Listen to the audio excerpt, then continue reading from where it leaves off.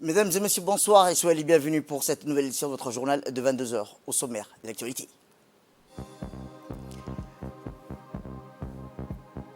À la une dans l'actualité nationale, la République de Djibouti a célébré la journée africaine de l'état civil qui s'est tenue au Kempinski Palace.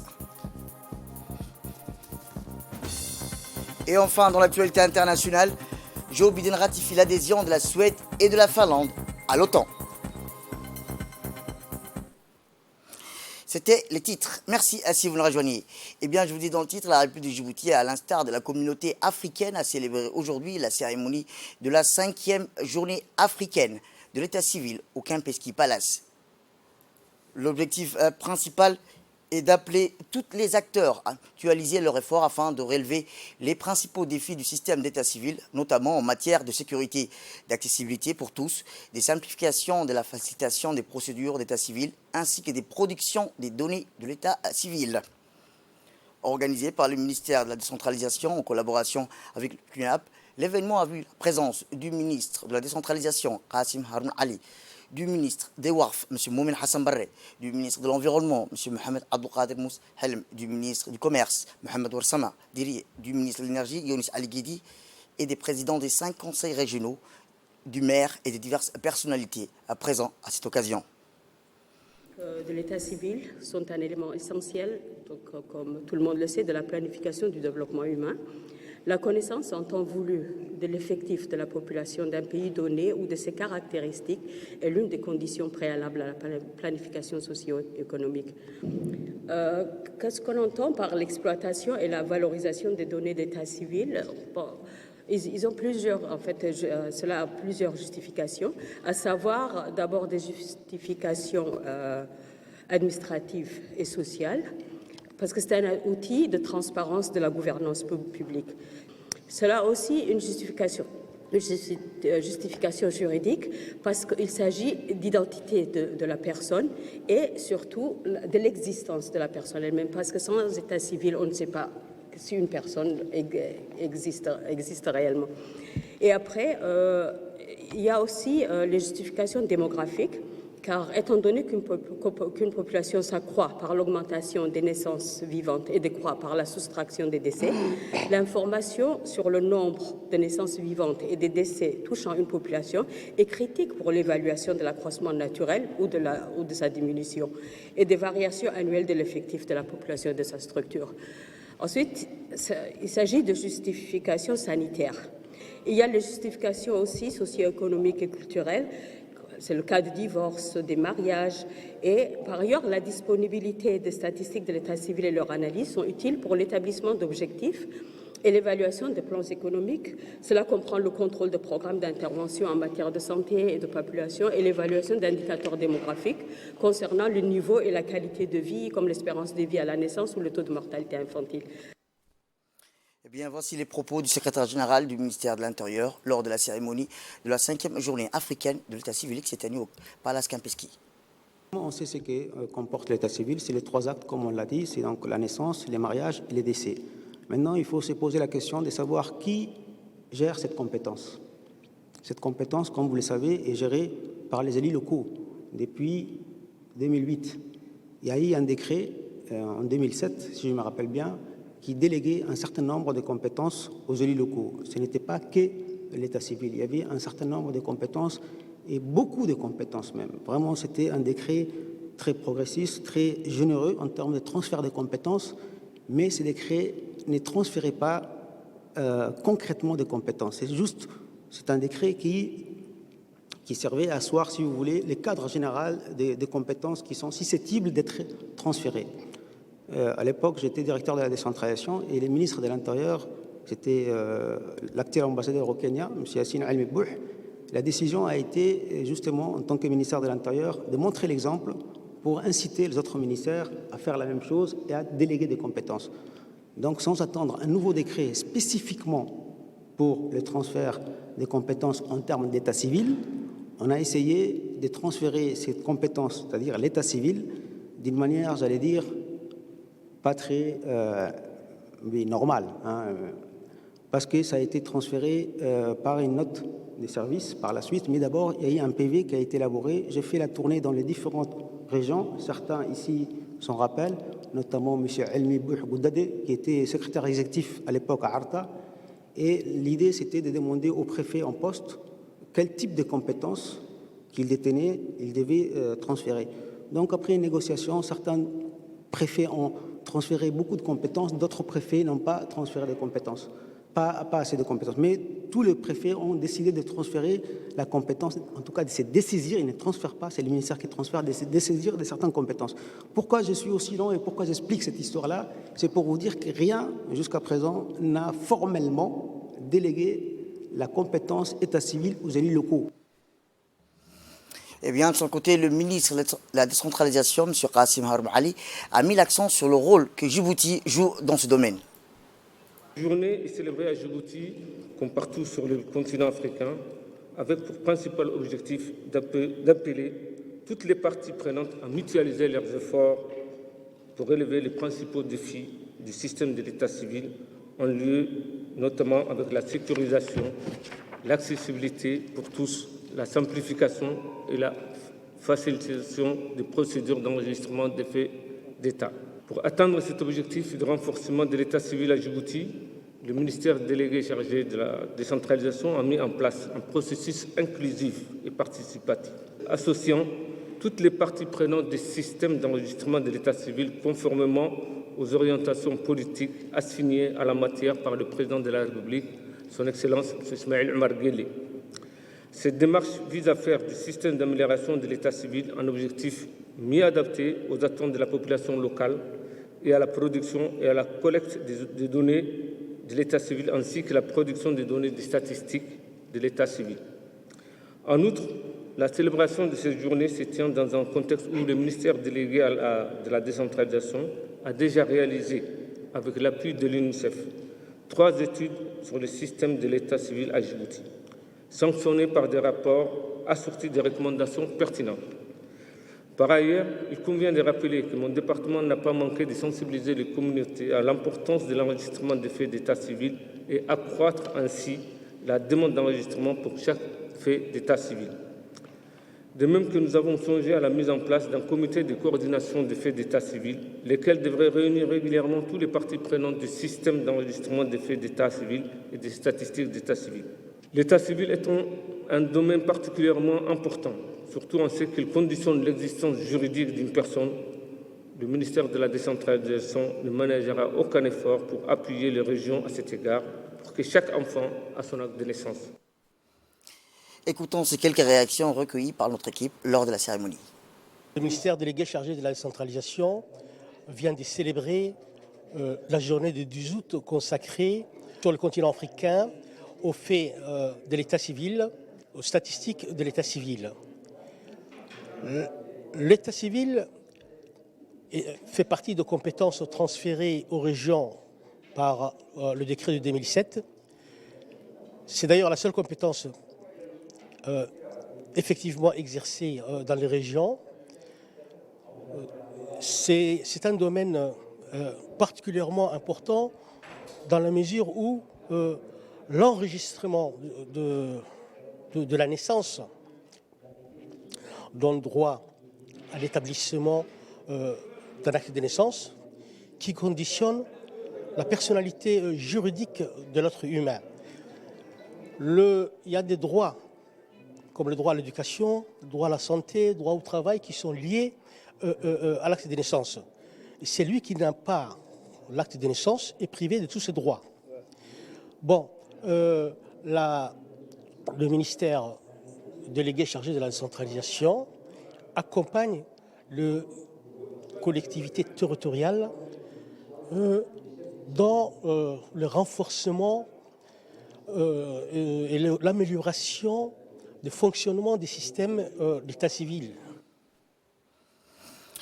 Direction l'Égypte, où le ministre du Commerce ainsi que l'ambassadeur de la République de Djibouti et l'ensemble des membres de la délégation ont pu apprécier le dispositif égyptien mis en place pour le contrôle des exports et des importations des biens entrant en Égypte par le biais de l'aéroport de la République arabe d'Égypte.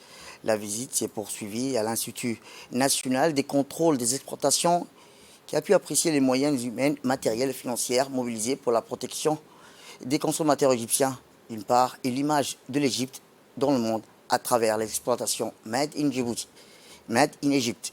Ils ont pu visiter le département de l'autorité générale de contrôle des expositions et importations. C'est le département très important qui contrôle tous les produits qui sont importés ainsi que les exportés commerce, agence des normes et des qualités. Ils ont plus des antennes dans les points d'entrée du pays. Une institution de contrôle qui vérifie et examine tous les produits qui transitent par l'aéroport international d'Égypte. On contrôle tous les produits alimentaires comme les agroalimentaires, les équipements électroménagers et tous les biens solides, non durables ou non. La délégation djiboutienne a eu la possibilité de rencontrer des entreprises égyptiennes spécialisées dans la construction. À cet effet, les opérateurs ont pu s'entretenir avec des entreprises exportatrices.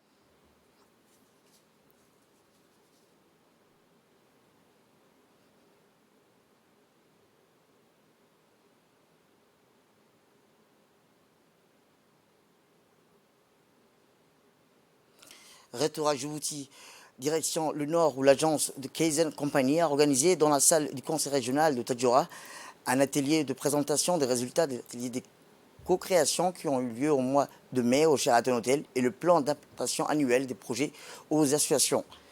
Dans la vision de Djibouti 2035, la participation citoyenne reste un élément essentiel dans les perspectives de renforcement de l'offre des services au profit de la population. L'USAID est le partenaire financier de plusieurs projets à Djibouti et ce nouveau projet est financé par le peuple américain à travers son agence de développement international. Ainsi, l'USAID, ce projet contribuera à renforcer le partenariat entre la République de Djibouti et les États-Unis d'Amérique.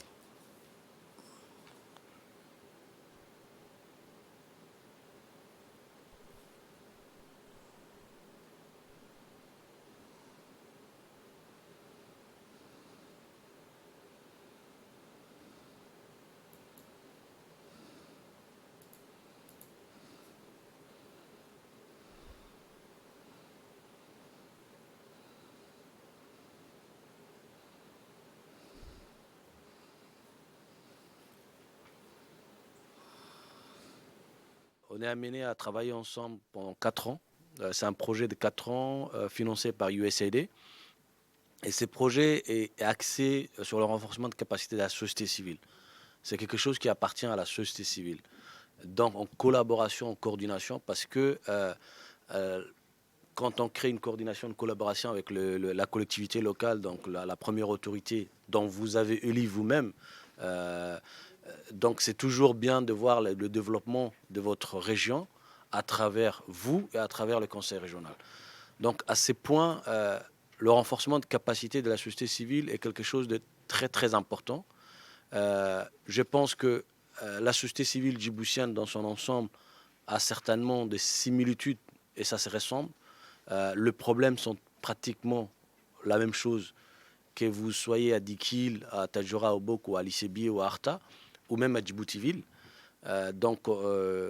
Et quand on parle de capacité, renforcement de capacité, certains d'entre vous vont me dire ça fait 20 ans qu'il y a de renforcement de capacité et ça n'a pas d'impact.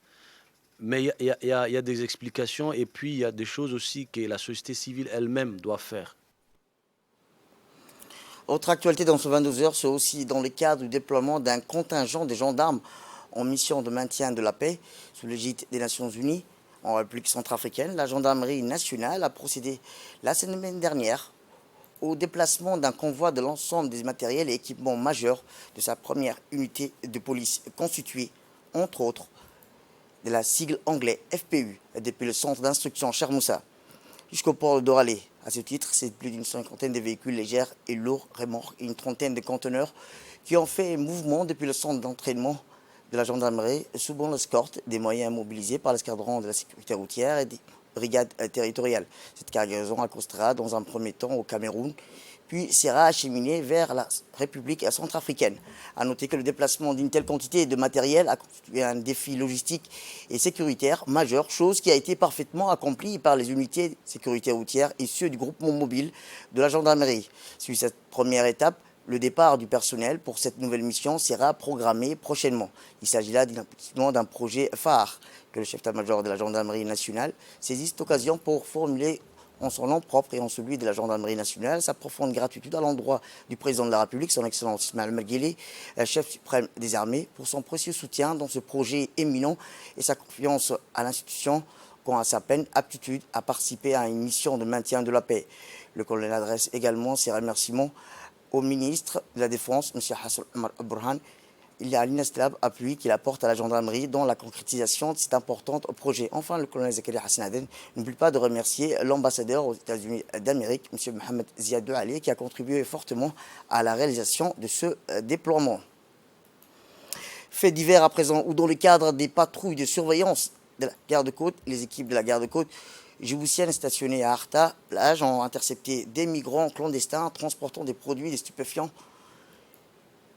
Ainsi, plus de 4 migrants d'origine éthiopienne transportant un total de 10 sachets de produits stupéfiants, plus spécifiquement du hashish, ont été arrêtés durant cette opération. Ces derniers avaient pour objectif de prendre la mer pour se rendre au Yémen. Les migrants ont été arrêtés et les produits stupéfiants saisis avant d'être transférés vers Djibouti pour l'enquête. L'enquête a été confiée à la brigade de recherche, d'investigation et des affaires judiciaires de la garde-côte djiboutienne avant de les traduire devant la justice, les auteurs de ce trafic.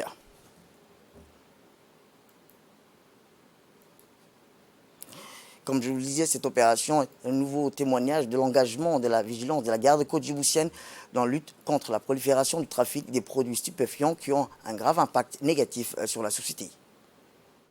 Dans le cadre des patrouilles de surveillance des côtes, les équipes de la garde-côte djiboutienne ont intercepté à la plage des migrants clandestins transportant des produits de stupéfiants dans la journée du mardi 9 juillet 2022. Ainsi 4 migrants d'origine éthiopienne transportant un total de 10 sachets de produits stupéfiants, plus spécifiquement du hashish, ont été arrêtés durant cette opération. Ces derniers avaient pour objectif de prendre la mer pour se rendre au Yémen.